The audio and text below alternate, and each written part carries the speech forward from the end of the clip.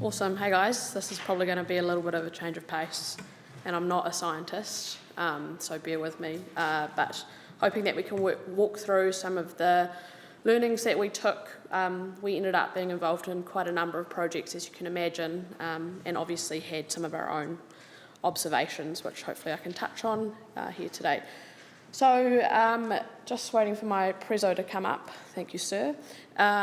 Immediate challenges for us as an industry body, food safety is our number one kind of immediate issue on the day of the cyclone, market access, tree health and recovery, and collecting quantitative data for advocacy and decision making.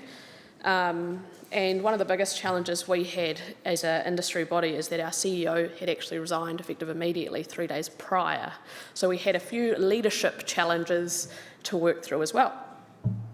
I'm sure I'd missed yesterday, so apologies for that, but I'm sure you guys have seen a lot of pictures of silt-covered orchards and fields, etc. These were the kind of photos that kind of filled our life at the time.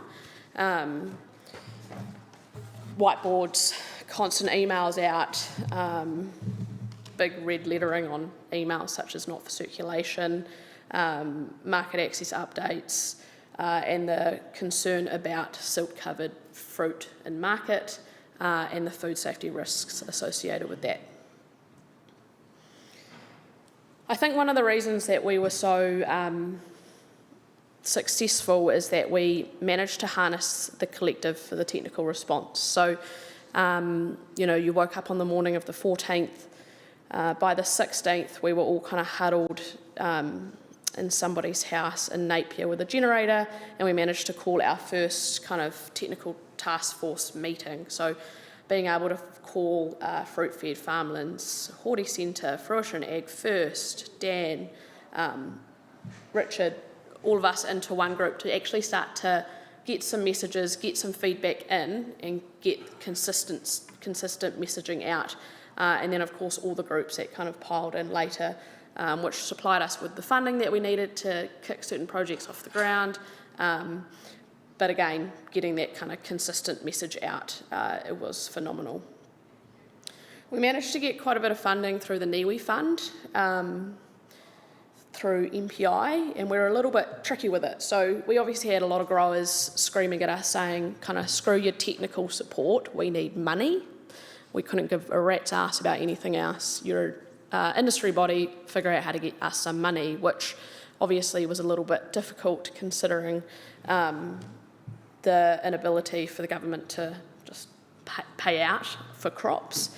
But we did manage to get some NIWI funding, a significant amount of NIWI funding, which we used to fund, obviously, the technical support, some data.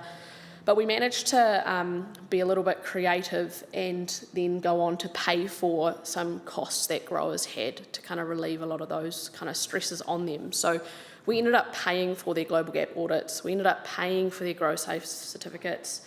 We ended up paying for them putting their staff through certain trainings, replacing signage on orchard, paying for water tests, paying for soil tests.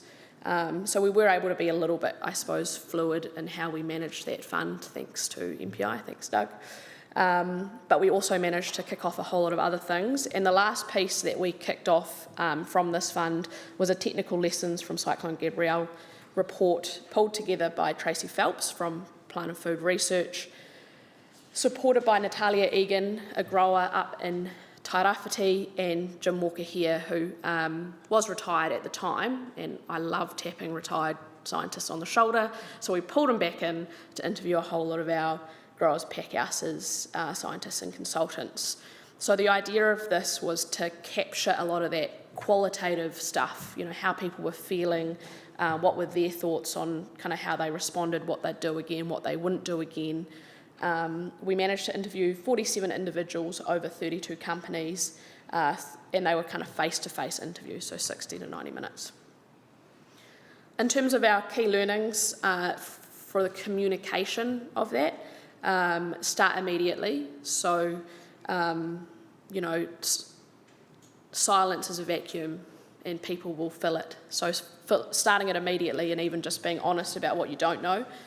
Bring the key communicators together. I think what worked well for us is we managed to bring all of the consultants and the tech advisors and the people that are actually out there doing it together to get that kind of consistent message out, and also allowed us a forum to kind of debate the best approach to recovery on our apple and pear orchards. Be trustworthy, consistent and brief. It was really important to us to be a single source of truth, both to our growers and also to MPI or HBRC or HDC or Napier City Council, whomever it was that we were dealing with. Use multiple formats.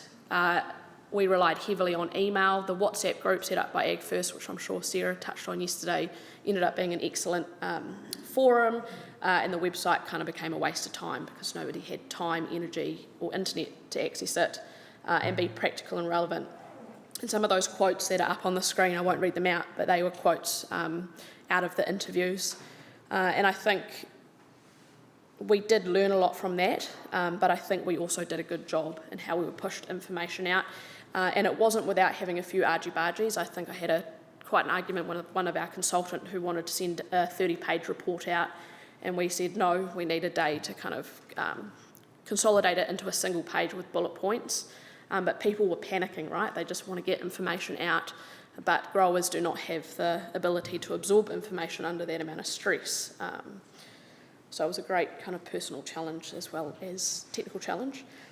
And then the ability to hold those face-to-face meetings, the group sessions, the field walks. I think that was the largest ever field walk we'd ever had, was actually at Rachel's orchard. I think it was in May following the cyclone. We put on a coffee cart because we had a bit of funding, and it pissed with rain the whole time, and we had the entire industry show up. And that was kind of the first time that I think our growers actually wanted to come together, and they were probably a little bit more open to learning and sharing and seeing the different approaches ahead of them, because they still had a pretty big job.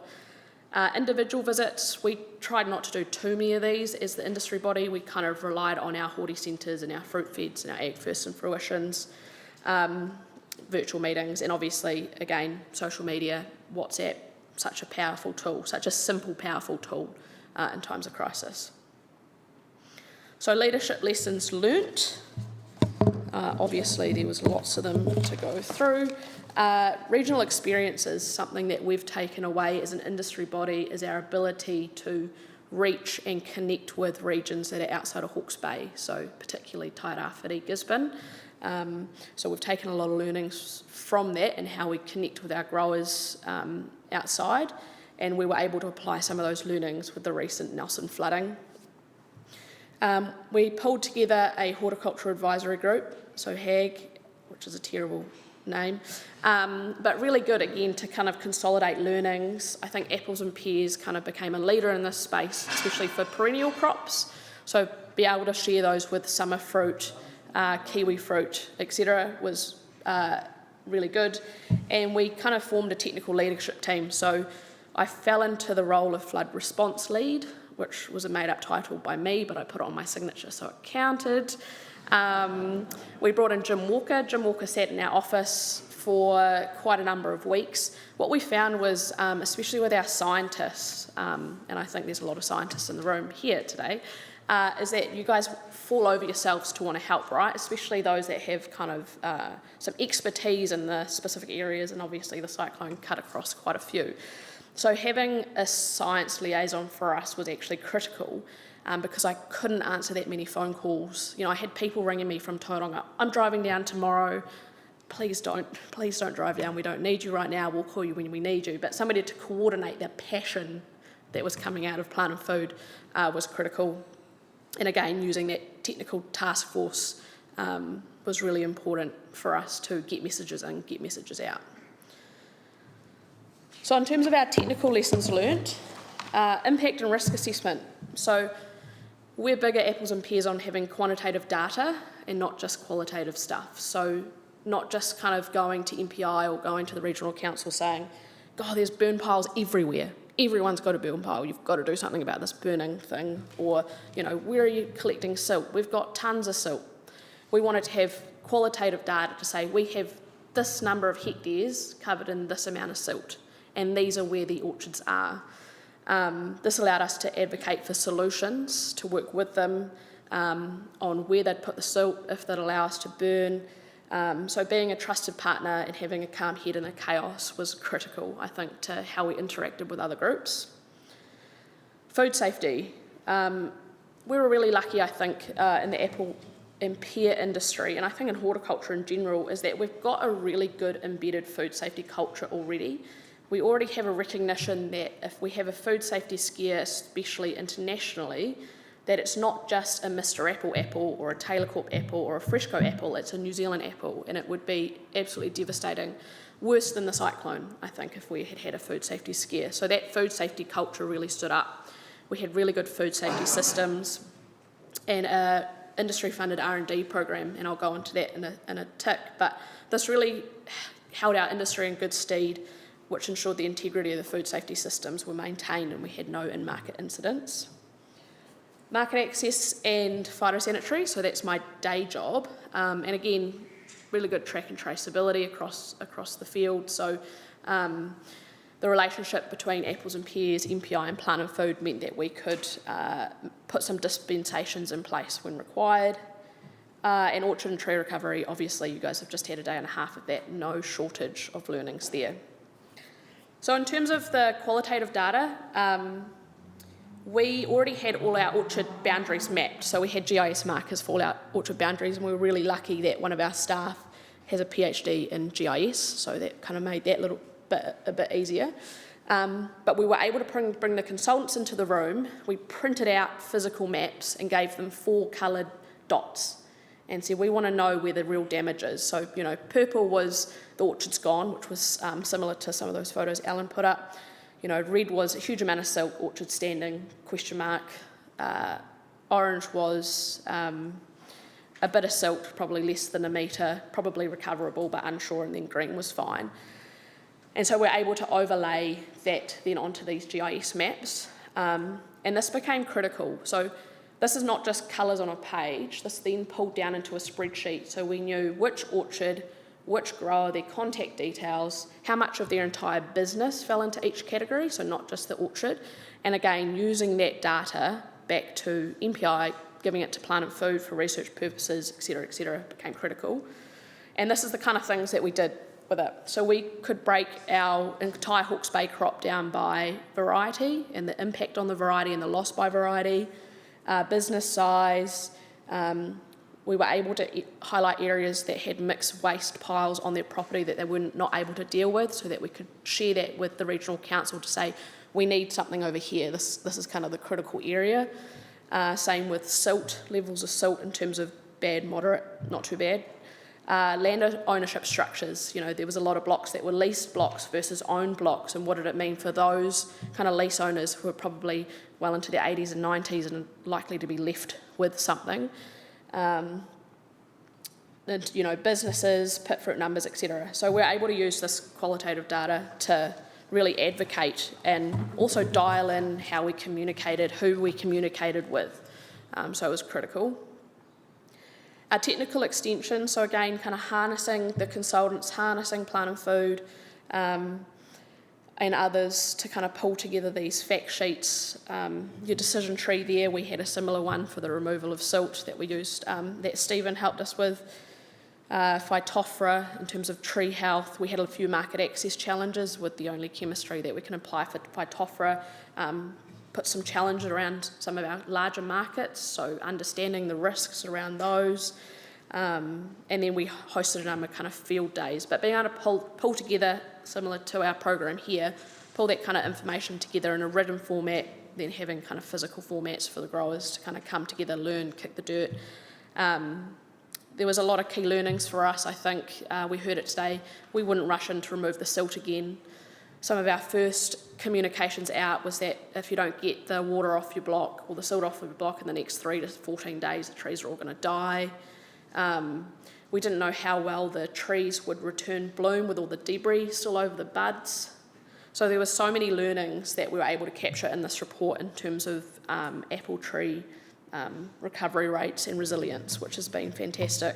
And again, we've managed to apply all of this and given it to our Nelson colleagues, whose first instinct again was to rush in and take all the silt off their block, which is just not helpful, I don't think. So really good to be able to use those. In terms of the food safety piece, which is a bit of a passion of mine to make sure there's no food safety incidents, we had previously done a SFFF food safety project from 2019 to 2022. So we already had a baseline of our risk, our hotspots, risk sources and mitigation strategies. And a lot of our best practice manuals were already written, and we had a lot of capability, again, in our plant and food teams, especially with Graham Fletcher, around our systems and our mitigation strategies. So we were able to kind of roll this out fairly quickly. So we it was around assessing the level of risk and whether or not those mitigations would hold up. So we very quickly gave some advice around, you need to get out there and mark your flood lines because you don't know where the water was once it subsides. We then gave a buffer to say, 30 centimetres above that is still not good for harvest, and probably above that is fine. We had food safety testing kits that packhouses were able to use on their surfaces, which they had been using already for a number of years. Sanitizer concentrations, we were able to work with Graham instantly to review what our sanitizer concentrations were in our water flumes to treat the apples, surface cleaning, food safety testing kits. Graham was able to work with Hills to kind of stand up a apple test almost instantly, which we didn't really have prior to that, especially for Listeria monocytogenes. So we were really, really fortunate to already have this kind of preparedness in terms of how we reacted. But I think the most important thing for me in terms of learning was the food safety culture and the people. So I had phone calls from the 16th saying, such and such is harvesting their fruit. What are you going to do? MPI needs to go knock on their door. Somebody's going to cause a food safety risk. It was almost every phone call I got was about somebody picking fruit they shouldn't. A lot of people were just removing the fruit from their trees for recovery. A lot of people were picking it because they just didn't know, and they were just putting it in bins and cool stores for the packhouse to make a decision on. But we found that kind of harnessing the energy of growers was the most effective tool in terms of food safety. Effective self-regulation was far better, I think, than the need for MPI to kind of come in and enforce kind of these hard and fast rules. Having everyone on the same page and finding avenues for practical support and activities, again, critical to our kind of outcomes from the food safety point of view, and really, I suppose, a testament to growers genuinely wanting to do the right thing at the right time. So in terms of our learnings, preparedness is key. Having learnings and technical capability to roll out instantly. And I think all of this kind of revolves around people, and the presentations I have heard, it's all about, the grower and their willingness to engage, the scientists and their willingness to support, our willingness to, pour a cup of tea, empathise, kick the dirt, maintain culture, be it food safety culture, be it just kind of interpersonal culture. Let best practice guide the way and learn from each other. Keep your support networks. Self-regulation is the best regulation, but this is coming from somebody who doesn't like a lot of regulation. And there's many ways to skin a cat in terms of how we respond to these crises. Never waste a crisis. It's really cool to get, I say cool, it was cool to get some really cool R&D off the ground fairly quickly from the cyclone to actually take some learnings and have them documented. I think that was really important. And data, completely fundamental to any crisis response. Knowing who, what, when and where is the difference between responding fast and slow from our perspective. Thank you.